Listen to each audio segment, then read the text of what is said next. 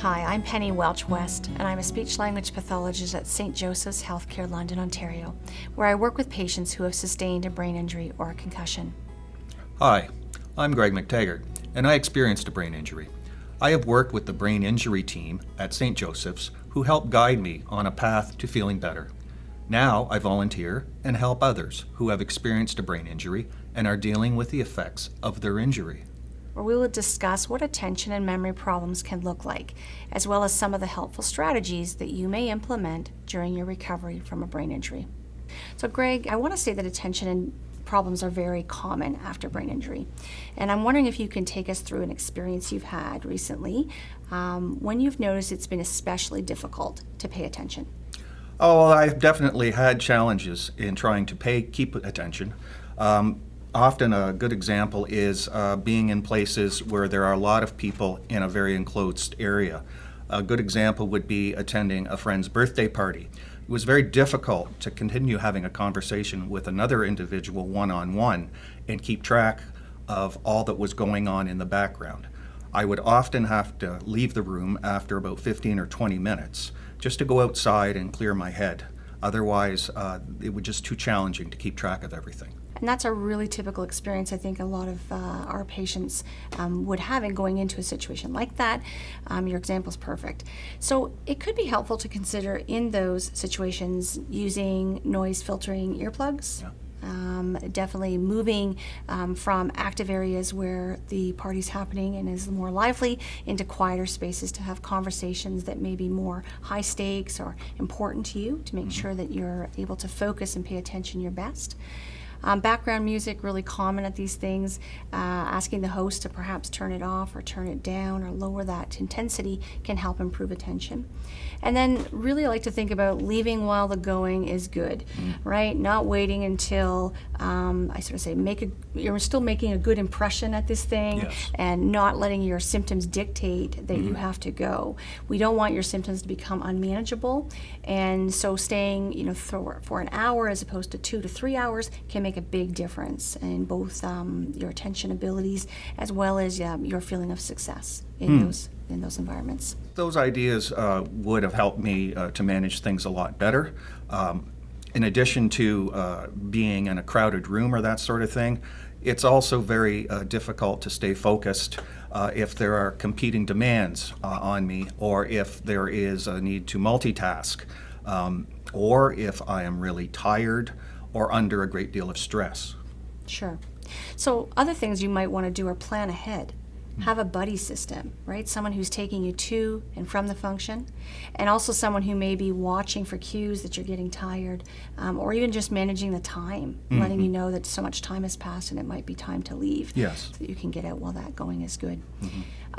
It's great that you can identify where the situations are that make it more difficult. What are the strategies we can do? Things like taking breaks, right? We can alternate between physical and mental activities that help us keep our attention actively on the task. So other helpful attention tips include choosing the best time of day. For example, engaging in activities that require higher levels of attention when you feel more energetic and alert. Focusing on one thing at a time. Avoid multitasking. To be honest, it's overrated anyway. Breaking tasks down into manageable steps and completing one step or task before moving on to another, as well as saying the steps aloud, can help to keep you focused and attentive. Reducing distractions. Wherever possible, we want to be working in a quiet room, reducing visual distractions, and reducing clutter. Okay, so imagine that you are now in a vehicle. You are driving in a rainstorm with the windshield wipers going, the radio is on, there's a lot of traffic, and maybe there's even a passenger talking. What I want you to note is when we reduce some of these distractions, how much better your attention can be. Reducing the radio, taking away the passenger talking, and removing the wipers. You can see how one can focus more on the road and pay attention to the signs.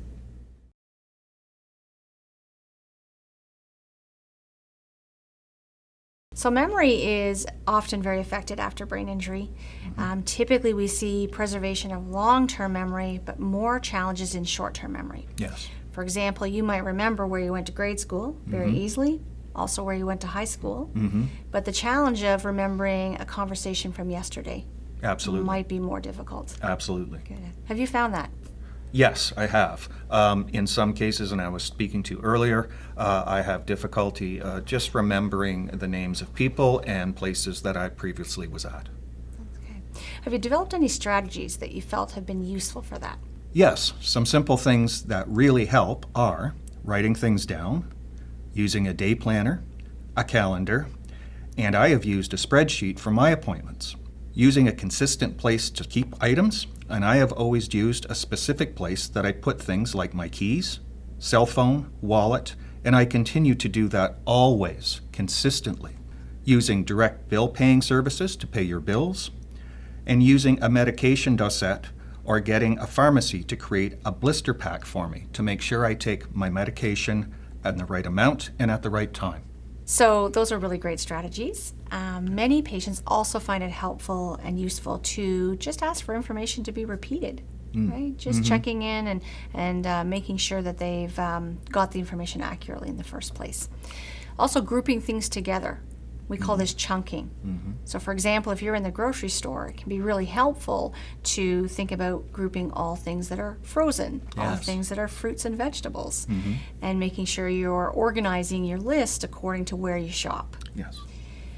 The experience of going to the fridge or a basement. We hear this a lot from people who say they get there only to wonder what it was they went there for. Has that ever happened to you? Yes, it has. Okay. In those moments, it's surprisingly really effective to simply retrace your steps. Sort of thinking about walking backwards or retracing going forward, but really importantly, moving back through the threshold of the doorway that you came through. Yes, I know what you're talking about. Yeah. Yes. Yeah. So another thing we can suggest to patients who are having difficulties is walking and talking aloud as you're working.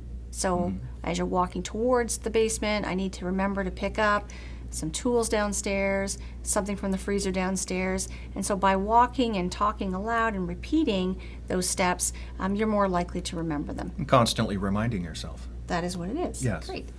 So other things you can do to help your memory are pairing tasks together.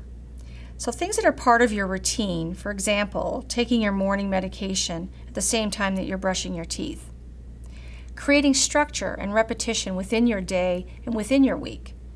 For example, scheduling activities for the same time of day, same day, every week.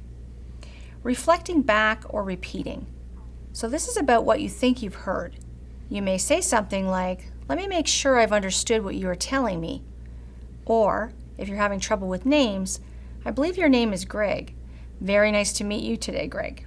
Taking notes. During important conversations or meetings, like doctor's appointments, ask for written summary or key points. Another maybe surprising tip is to consider getting on your feet when you really need to access your memory or the situation is of higher stakes or importance. For example, when you're on the phone with your doctor, insurance adjuster, or even a therapist. Getting on your feet activates our motor cortex, the part of the brain that is responsible for movement, and doing so can greatly improve our ability to recall, express ourselves, and find our words.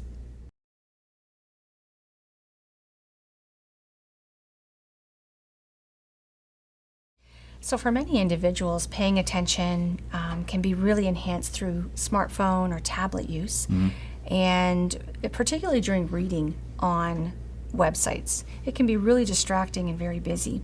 Yes. What I'm going to show you is just one example. This just happens to be an example using a mini iPad, but there are many examples out there. Sure. We're going to go to a busy website, one of my favorites, ESPN. Right? We can see when we bring this in, we have lots of pictures populating. We have ads occurring across the top of the screen here. Usually there's a scoreboard that's rotating. This is very difficult to look at. Yeah, it's busy. And so what we can do is sort of reduce the distractibility, remove the clutter. We'll select a story here just to illustrate. And a lot of people that I've worked with have never really paid attention to what these 4 lines right here mean. So if we touch these 4 lines, they're called reader mode. And what they're going to do is strip the document down into something that's more readable and more attention friendly. So as we do that, you can see it immediately drops into just the text, and those advertisements and things are gone. No more distractions. No more distractions. If we wanted to change the size of the font, we can do so, making it small or making it larger. But another cool thing is we can invert the colors on the screen. So many of our patients complain about that contrast and that brightness. So if I toggle here, you can now see, right, that it's a lot easier to read. It's much easier to see. Much easier. We can switch and we can sort of do the same thing in a PC mode. And there are many extensions that we could use to help with reading and reducing the distractions that occur in material that we're encountering on the internet. So this one happens to be called Just Read, and it's available for Chrome use only. Yes. So it's important that you're a Chrome browser. And what I'm going to do is bring up the London Free Press. Okay, so we're going to bring up a story that is in the news today. And you can already see that we get a fair amount of movement because an ad's about to populate in here. There it is. It happens to be for a car dealership. And this is pretty busy and active for patients to attend to and focus, and then hopefully remember the story enough to tell someone else. Well, the difficulty would be trying to keep track of everything that's going on in front of them. Yeah. And you can't stay as long in a task when this is doing this. So we're going to pick a story here, no politics intended here, and we're going to look at this. Again, we've got population, we've got Bitcoin coming up on the side. You can see if I toggle up to here, this blue box called Just Read. If I select this, it's actually going to convert that immediately into a vertical format, which for our folks is a lot easier than scrolling along the long horizontal. Yes, it is. Yeah, and it's a lot more column-like, and so your movements of your eye are not going as far across the page each time. Not as much horizontal travel. That's great. And the ads are gone? Yes. You can see that. And again, this is immediately converted into this dark background or this inverted contrast. Yes, this is much easier. Great, great. And then we can sort of easily toggle in and out of that by selecting a few things here on the side. So I can make that default style. If people prefer that bright contrast, we can do that. And of course, most of the people that we work with would prefer that. Conciseness is really key. Yeah, I think so.